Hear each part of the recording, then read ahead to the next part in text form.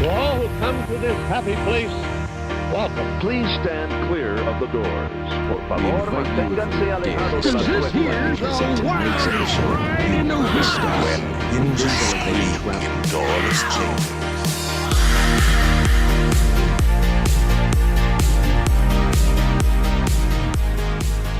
So today on Miles from Main Street, we are ranking single rider queue lines. Which single rider queue line is the best? We're going to tell you today on Miles from Main Street. But first, here's a little bit from Brian.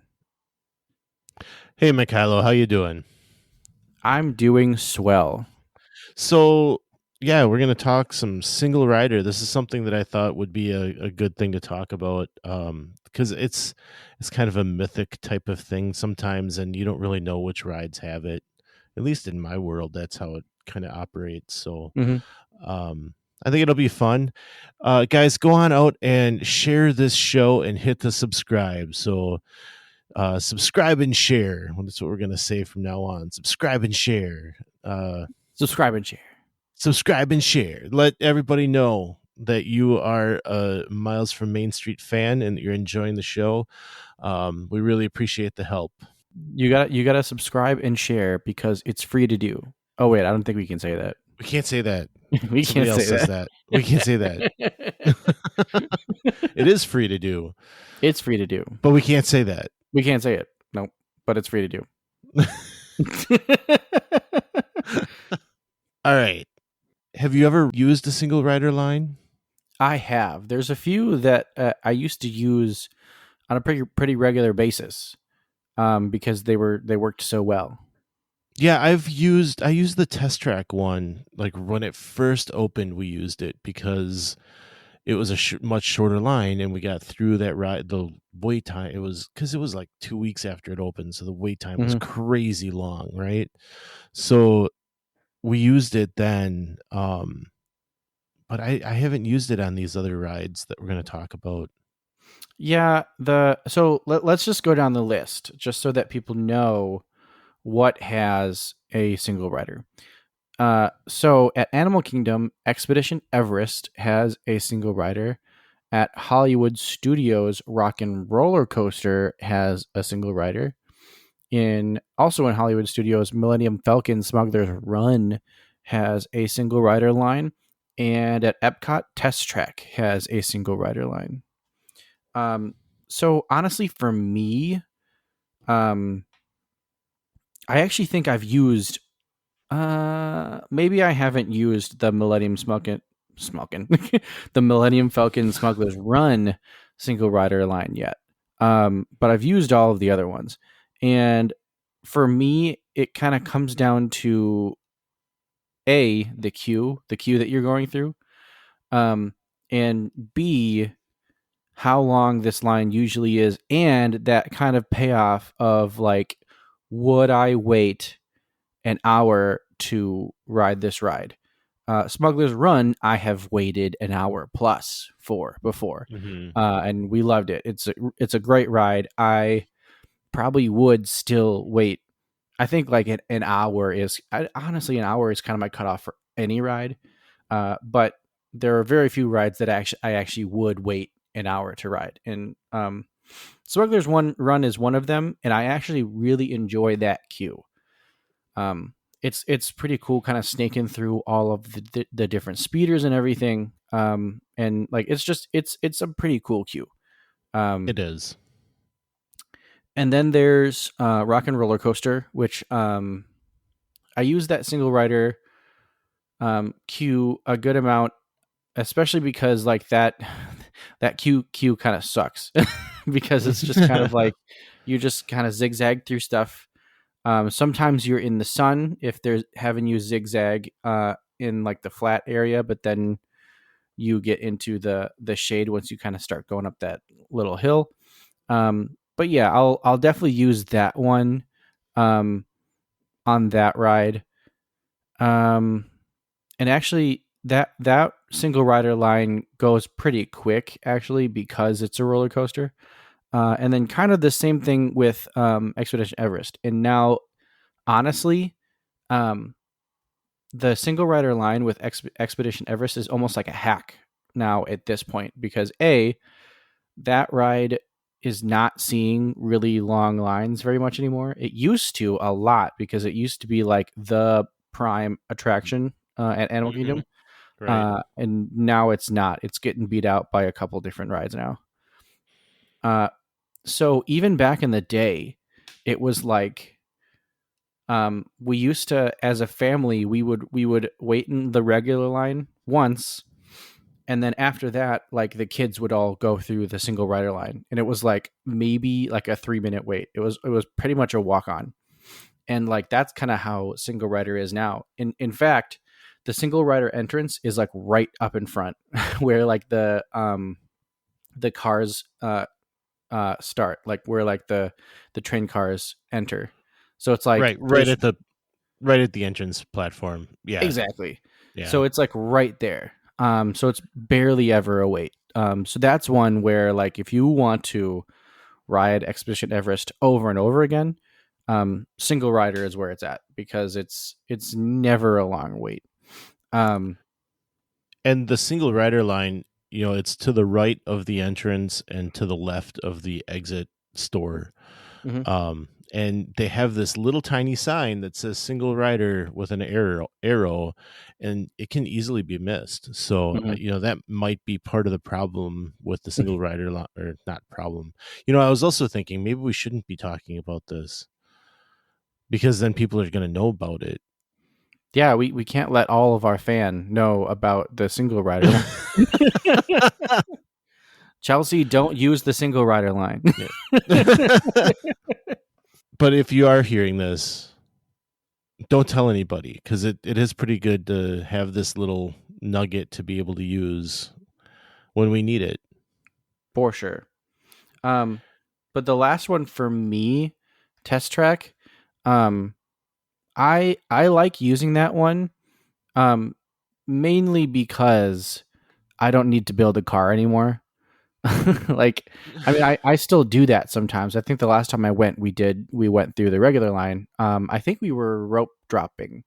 That's typically what I do at Epcot, is I try to rope drop Test Track. But that's also because, like, for what Test Track is now, I would not wait 30 minutes for Test Track anymore. So if I want to ride Test Track, and Test Track is like an hour wait, like, I'm doing single rider, which is why we typically try to rope drop it, because we don't want to wait in that line, because we have before. And now at this point, I don't need to make a car in that queue Yeah. line anymore. Right. So yeah, single rider bypasses all of that stuff. So I think before we go too far, we need to, make sure that people understand that this is a single rider line. That means that if you get in line with your party, you will most likely be split up from your party when it comes time to ride, because they're trying to fill a seat that's been left open by the people that have been in the standby line, and they use the single rider line to fill those spaces. So, there's a chance that if you are a pair, that you could get sat together, but most likely you're going to be split up from your group. Now, going over that list for myself, Rock and Roller Coaster, I mean, you're right, that queue doesn't need to be seen. I mean, other than seeing the video with Aerosmith and them telling you what the storyline is, why you're getting on this limo, like, you don't need to see that. It's not that big of a deal. The queue line's okay. There's some, if you're into rock music, there's some neat concert posters up in the queue line that you might be interested in. But otherwise, yeah, you don't need to be in that line. Just get on the ride and go. It's a lot of fun. So, yeah, I would use that one. One of the stats I saw while I was doing some research for this is that the single rider line would be about 35% shorter wait time than the regular posted wait time. And none of these are going to have a posted wait time. It could be a walk on. it could be a long time. It really depends on what the regular line is bringing. If everyone's in pairs, then they're going to be putting all those pairs on, and you're just going to be standing there waiting. But more likely than not, you're going to end up with an odd number coming through, and you'll be able to jump on real quick. Like you said, Expedition Everest, like that line hasn't been as long as it has been in the past.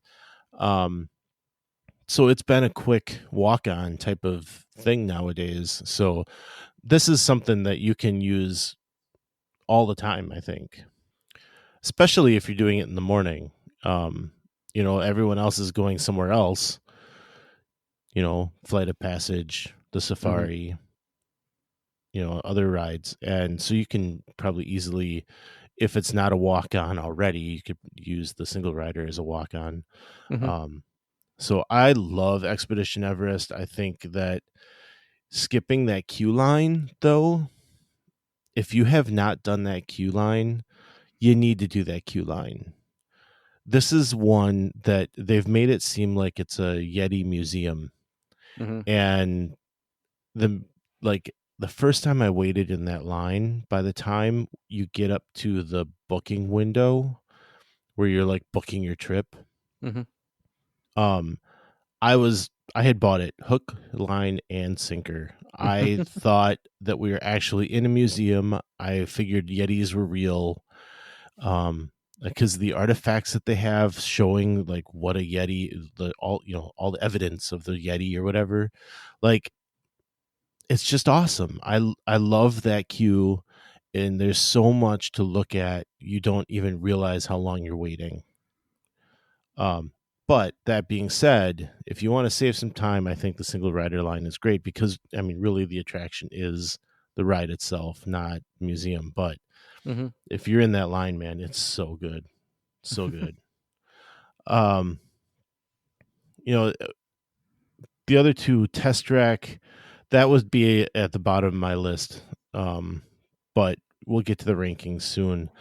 Test Track, I used that, like I said, right when it first opened, and you miss most of that queue line. And I don't need to, I felt bad doing it back then because it was back when it was the crash test dummy storyline that I missed dearly. I wish it was still a crash test dummy story because it made more sense to me rather than whatever this is that we're doing now. Going inside of a computer. Going inside of a computer. That's what they've said. That's what they've said that the storyline is supposed to be. That could be. But, I even recently learned that they will streamline your car. Like, you can't go, like, super outrageous with a car. They will streamline it so that it, like, still works within the testing program that is being used or whatever, right? Like, you can't make some muscle car that's made like a box. It'll still streamline it down so that it would be a car that actually works. Yeah, that I think the thing behind that is there's a way of optimizing these cars. Like there's definitely like a way of like making it like win every single, because like that's the shtick, is that these cars like after doing the test, you look at like the screen and you see how well your car did. There's definitely a way to like optimize the car fully for like all of these tests. And I think that's like the thing that I would be interested in. But like, again, I don't need to put together a car and put flames on the side and stuff like that. So yeah, skipping that line, I think is well worth it.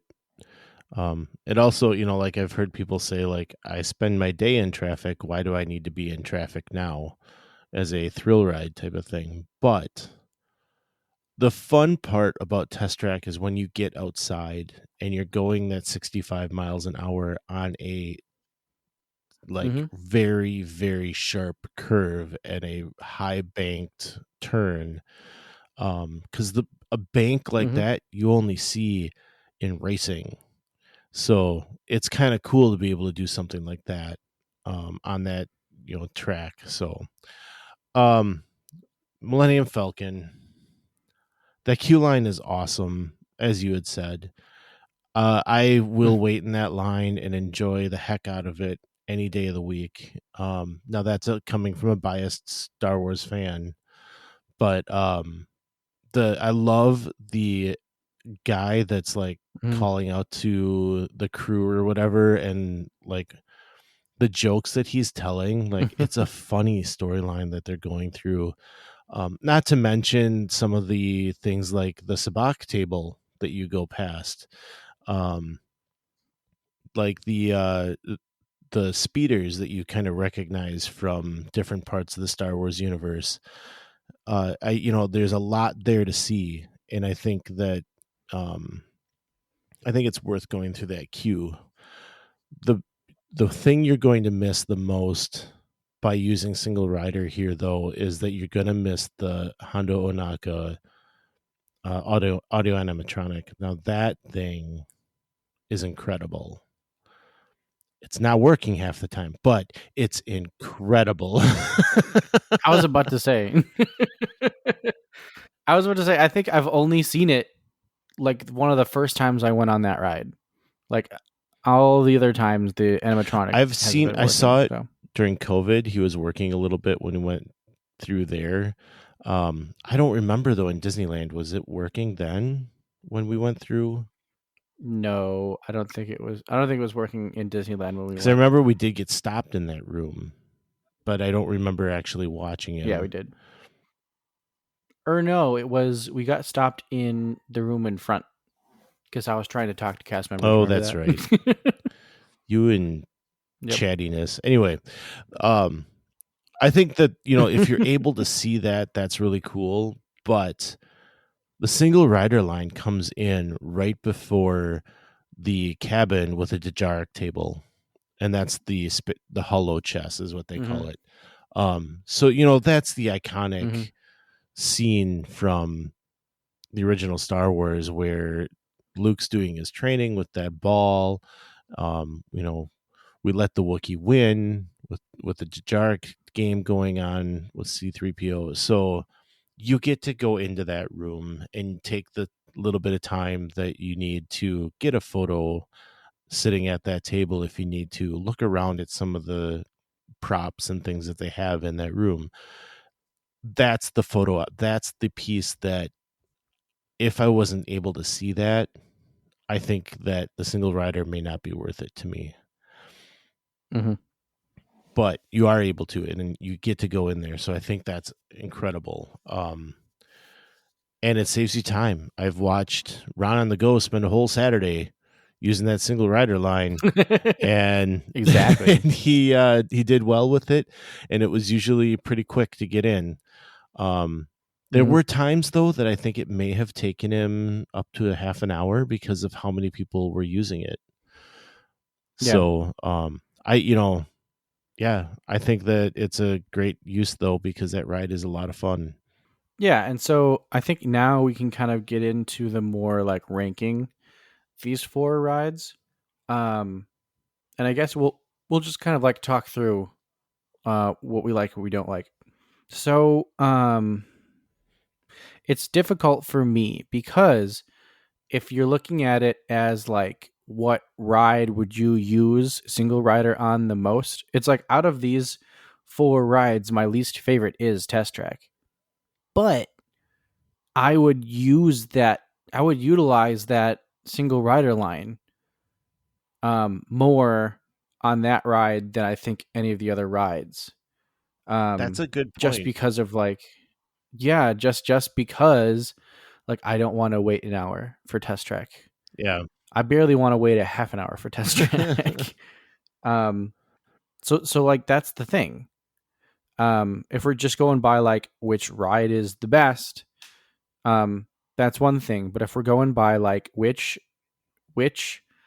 single rider line would I utilize the most? So I think honestly for me, my number one is Expedition Everest, only because I've always had like really good experience with like that single rider line being super short, being able to just like ride that ride over and over again. I think at one point, me, my brother, and my sister rode Expedition Everest 4 times in a row just by like just jumping into single rider line. That's awesome. Yeah. So, I mean, number 1, the best for me would be Everest. Honestly, I think second best would be Millennium Falcon because of the utilization of that line being really long. Mm-hmm. So it's like that, because that line can get really long. It can, yeah. So that queue can really help you. That single rider queue can really help you with time, if you really don't want to wait an hour easily for Millennium Falcon. And then honestly, I would probably say Test Track, because of I don't want to wait in that regular line, and I wouldn't wait a long period of time for that ride anyways, and then probably Rock and Roller Coaster. So I think that's mine. Number 1, Everest; 2, Millennium Falcon; 3, Test Track; and 4, Rock and Roller Coaster. I like that list. You know, I like how you were talking about, like, is it worth waiting in that line? You know, how are you ranking it by that fact? And I think that you did a good job with picking based on like utilization of the line, right? Like the best use of the line. And by saying that Expedition Everest was top, because you've gotten on it so much, I think that's the best way to say it. I'll take the other route though, and I'll say, you know, like, I'm not willing to wait in this line, so I'm gonna use this one, use the single rider for it, because it sucks. The line just sucks. You know, and that's going to be Test Track number 1. Best use of the line, Test Track. You know, like we've talked about, I don't need to make a car anymore. I've done it a couple of times, and it's whatever, right? So Test Track would be number 1. I would put Rock and Roller Coaster 2. Again, you don't need to wait in that line, and if it can save me half an hour or more, because that line can get long. I've seen it over an hour long, and you know, if it can save me even half that, then I'm winning the day, because I didn't have to watch Steven Tyler scream about getting super fast passes or whatever for everyone.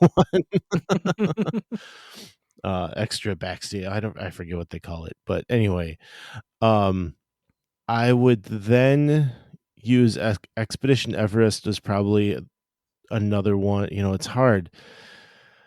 I'm waffling between that Rock and Roller Coaster and Expedition Everest because of how quickly you can get on Everest.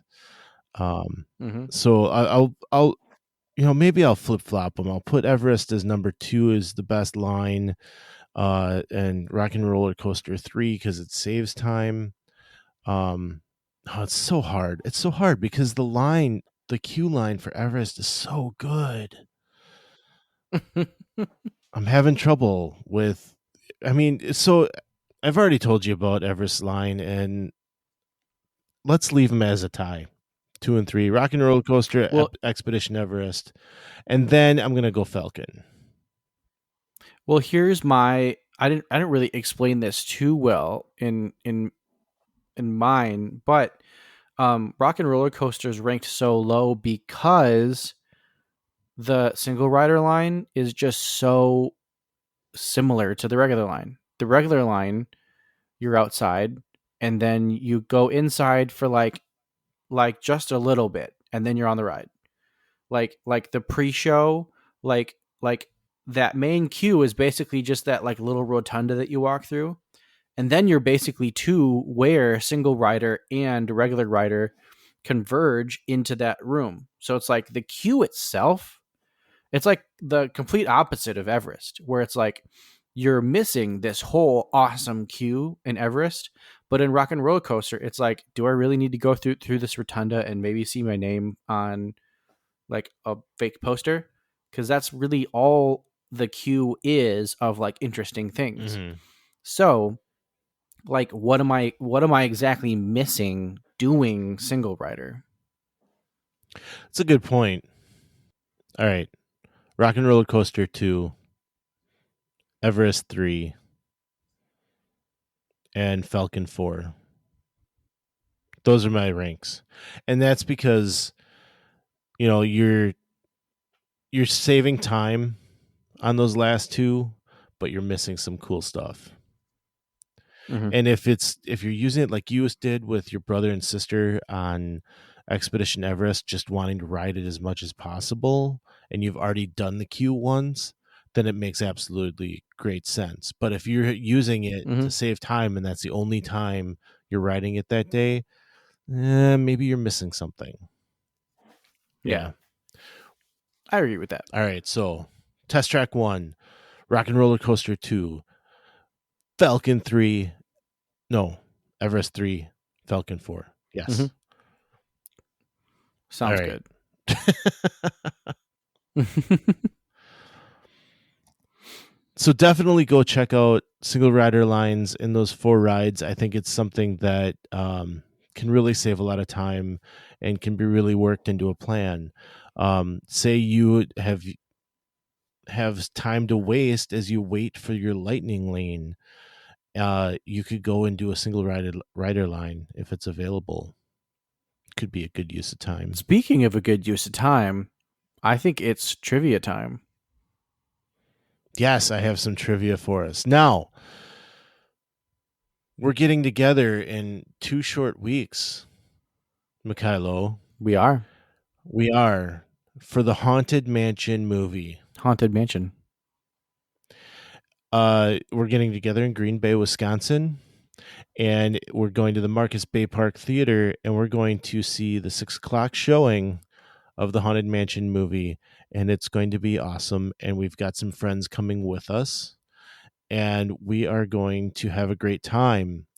My offer still stands. If you guys get out on Facebook, I created an event on the Miles from Main Street page and also within the community. For those two combined, if we get 10 people coming out, and we're really close to it, so please go sign up. Let me know you're coming because we're really close. I will be giving out a Haunted Mansion movie poster. Wow. So let's do that. I would love to do that. I think it'd be fun.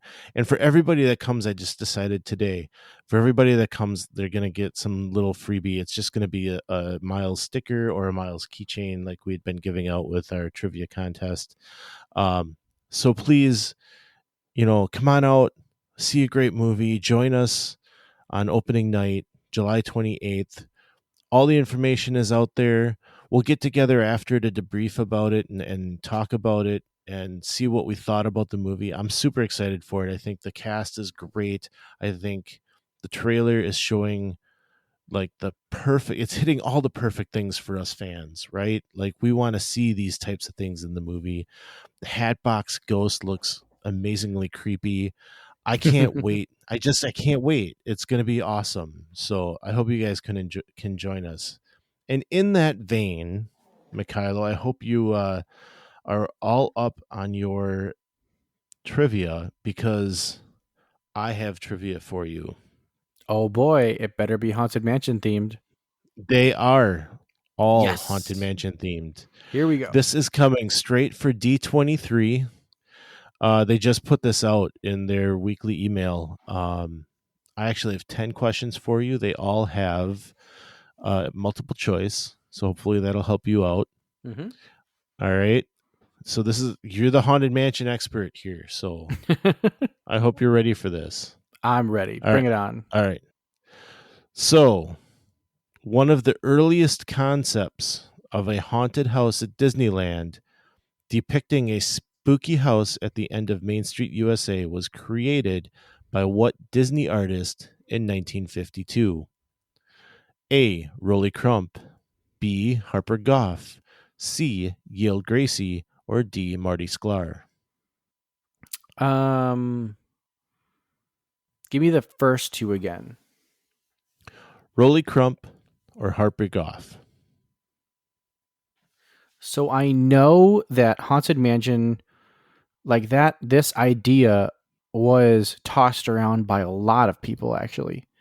And some of like the earliest ones went to an Imagineer, and then the World's Fair happened, and they kind of stopped working on it, and then it came back, and they were just doing so many different drafts of it, and Walt didn't like any of the ideas, and then it went to some other people.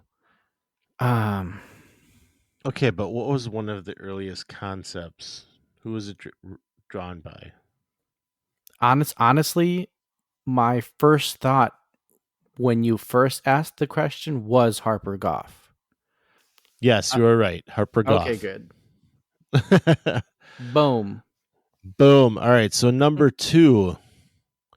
The final exterior for the Haunted Mansion is heavily influenced by what well-known house? All right, is it A, the Sour Castle in Kansas City, Kansas, the Winchester Mystery House in San Jose, California, San Simeon's Hearst Castle in San Luis Obispo County, California, or the Victorian-era Shipley Lydecker House in Baltimore? I always thought it was like a plantation out in the South. So I know that it wasn't the Remington Mystery House, whatever that one was called. I can't remember.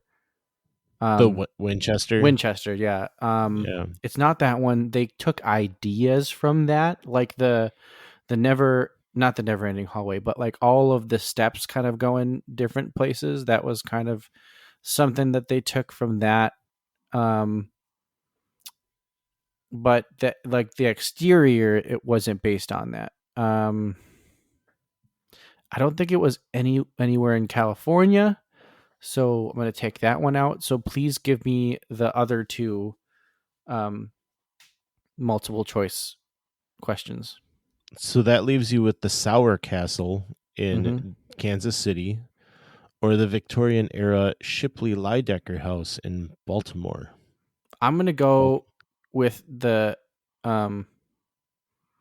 Baltimore one. The Victorian-era Shipley Lydecker House in Baltimore, Maryland. You are correct. Sweet. That's 2 for 2. Yeah. So number 3. Even though the Haunted Mansion exterior was built between 1962 and 63, what was one of the major reasons it took until 1969 to open the attraction? Walt Disney and his Imagineers were busy with the World's Fair. Resources had been reallocated to help the war effort. The whole studio was working on Blackbeard's Ghost. Or Walt was not happy with the storyline of the Hatbox Ghost. I believe it's the first one, the World's Fair. But they did have a lot of issues with storyline. Like that was one of the biggest things that was like kind of holding them back in the creative process. But I believe the first thing that really kind of slowed everything down was the World's Fair, because all of the Imagineers kind of dropped what they were doing and started working on World's Fair things. Yes, that is correct. It is the World's Fair. All right. So, number 4, how many candles sit atop the birthday cake in the Grand Hall? 999, none, 23, or 13? So I'm going to do another takeaway where it's definitely not 999, and it's not none, because I know there's the lady that blows them out. So 23 or 13. I may go with 13, but then I'm sure 23 would like signify something. Like I wonder if the bride was 23 or something like that. But I feel like it's 13 because I don't think I see a whole lot of candles on the cake when I go through. Like I don't think it would be 23. So I'm going to go with I'm in my head I was like, well then that would mean that this this lady that's blowing out the candles is only 13. Sometimes a shoe is just a shoe. Is that your way of me saying don't think about it too hard? That's my one hint I'm going to give you. I'm going to go with 13. You are correct. Yay! That was kind of a guess between 23 and 13. Well, and if you think about it, like we're talking the 60s, obviously 1923 is a nod to when the company had started. Mm-hmm. But I don't think at that time they were really thinking that direction. And I think the 13 makes more sense because, the unlucky number 13 fits in well. If there's ever a 13-minute wait, that's their signal to let you know that it's actually a walk-on. Mm-hmm. So yeah, that's why I was like, after a while, it's like, okay, man, a shoe is just a shoe. All right, number 5. You're 4 for 4 so far. Congratulations. What is the name of the far from blushing bride in the attic of the haunted mansion? Constance Hatchaway.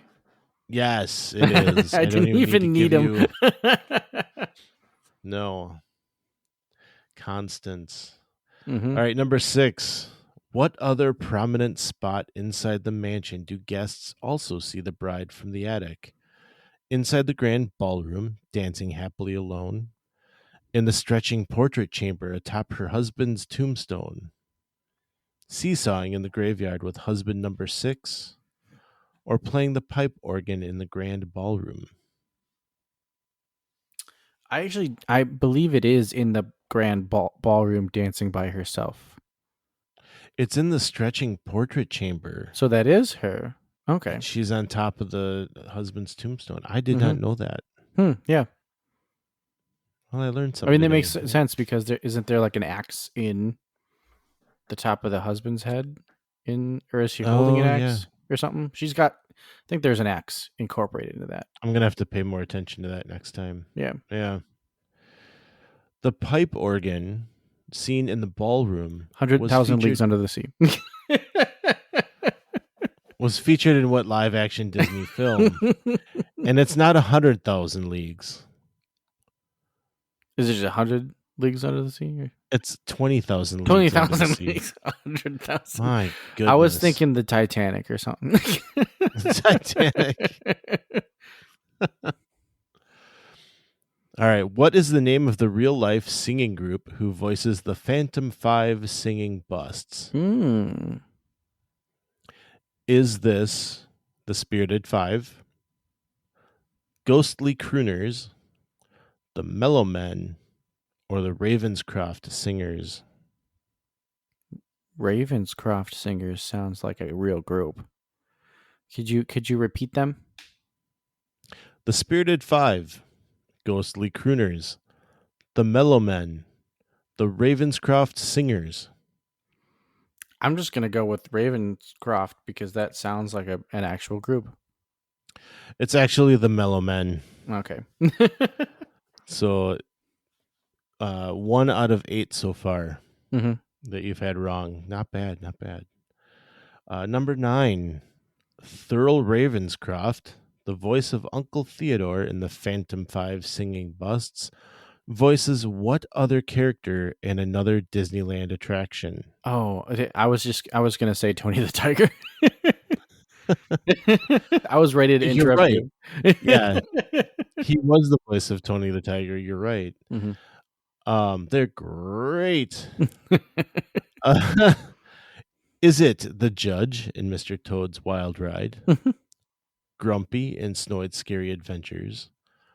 Geppetto in Pinocchio's Daring Journey? Or Tangaroa in Walt Disney's Enchanted Tiki Room? Oh.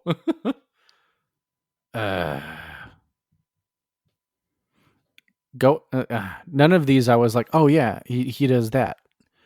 And I thought I would like once you like actually named which one he voices, I feel like I'd be like, oh yeah, it's that guy. But I'm gonna say the Tiki Room one because that seems right. Yes, you are correct. Boom. Tangaroa in Walt Disney's Enchanted Tiki Room. All right, the final one. What is the name of the ghost, which is based on a story by Charles Dickens, that swings from the chandelier in the grand ballroom? Oh. Is it Pickwick, Fezziwig, Mr. Jaggers, or Jacob Marley? I think it's Pickwick. You are correct. It is Pickwick. Yeah, I think I've heard that somewhere. So you got 9 of the 10 correct. I think I got 8 of the 10 correct. I thought I got 2 wrong. I thought I got the where the bride you're is right. seen most or seen again, and then another one wrong. Yes, you are correct. Yep. So you got 8. I'm glad. So they say if you've got 8 correct, your genius is beginning to materialize. There's no turning back now. You're just a couple of tombstones away from a full graveyard. Almost there. I'm using that from now on. You're just a couple tombstones away from a full graveyard. People are gonna look at you kind of weird. That was a good one. I'm glad I saw that and was able to use it. That was fun. That was good fun. job. I like that. You do know your stuff. I do know Haunted Mansion pretty well. Yes, you do. You know, Jason Sorrell put out a book about the Haunted Mansion a while back, and I've read that whole book. I don't know if I can tell you much from it though. I used to watch this one YouTube video all the time, and it was which Imagineer was it? Tony Baxter. And it was Tony Baxter just talking about the Haunted Mansion. I could listen to that guy talk about really anything, but I could listen to that guy talk about the Haunted Mansion forever. But he basically just kind of like takes you through like the original Haunted Mansions, and then like talks through the newer ones that they made, like the one in France and stuff like that, which I think he helped with. That's why he was talking through all of the Haunted Mansions. But yeah, it's that's kind of there, and all of the other plethora of random facts that I've learned about Haunted Mansion is kind of where I've gotten most of my Haunted Mansion knowledge. Well, I need to dive into it more, I guess, because I don't know if I would have gotten half of those. So good stuff, though. Good stuff. I liked it. It was a lot of fun. So we're out on Facebook, as I mentioned earlier, the Miles from Main Street page. We also have the Miles from Main Street community group. Topper Helmers has been putting a ton of awesome content out there.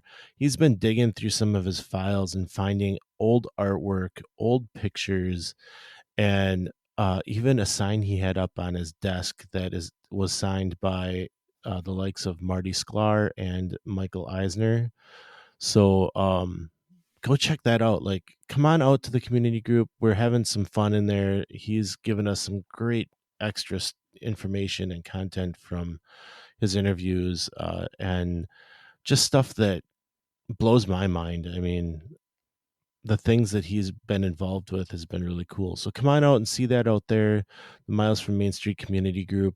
We're also on Instagram. We're at Miles from Main Street. Come on out there and follow us. We're putting things out there as often as we can. It would be great to have you guys talking with us. So come on out and join us there. Yeah, this was a fun one. I love Topper. I love everything that he puts out, and anytime we get to talk to him, it's a lot of fun. But like we always say, some live close, but others don't. So let's talk about it. We'll see you next time on Miles from Main Street.